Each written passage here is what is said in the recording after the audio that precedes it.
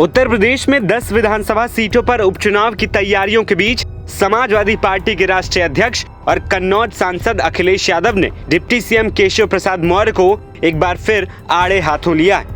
बीते दिनों केशव प्रसाद मौर्य को मॉनसून का ऑफर देने वाले अखिलेश ने कहा कि अब वो खत्म हो गया है। 10 विधानसभा सीटों पर प्रस्तावित उपचुनाव से पहले अखिलेश यादव का ये बड़ा हमला केशव प्रसाद मौर्य पर सामने आया है। सपा प्रमुख अखिलेश यादव ने कहा कि एक स्टूल किट नेता हैं। मुझे लगता है कि उनका ऑफर खत्म करना पड़ेगा। अखिलेश ने आगे कहा कि एक स्टूल किट नेता हैं, वो हुक्म पर राजनीति करते हैं, कभी इधर कभी उधर। अखिलेश ने कहा कि एक स्टूल किट नेता हैं, वो बहुत ही किटकिट कर रहे हैं। एक स्टूल किट नेता हैं, वो बहुत किटकिट कर रहे हैं, किटकिट। मुझे लगता है उनका ऑफर मुझे खत्म करना पड़ेगा। सुनने में आ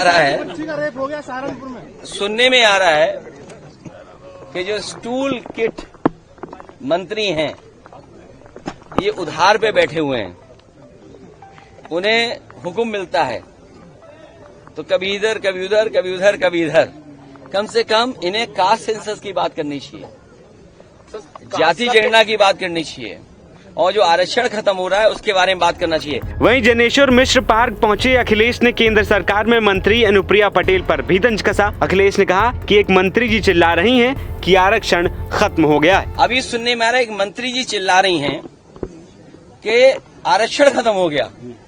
अच्छा, आप खुद सोचिए, सरकार में भी रहेंगे और आरक्षण की भी बात करेंगे, तो जिन्हें आरक्षण की चिंता है, जो पिछड़े दलित और अल्पसंख्यक आदिवासी भाई बहन हैं, चाहे वो दिल्ली में हो चाहे लखनऊ में, तुरंत बीजेपी को छोड़ दें। गौरतलब है कि केशव प्रसाद मौर्य पिछले कई दिनों से दिल्ली और लखनऊ के बीच चक्कर लगा रहे हैं। खबरों की माने तो 2024 लोकसभा चुनाव के नतीजे आने के बाद यूपी बीजेपी में कुछ भी ठीक नहीं। केशव प्रसाद मौर्य बगावती तेवर दिखा रहे हैं, वो सीएम योगी की बैठकों में नजर भी नहीं आते हैं।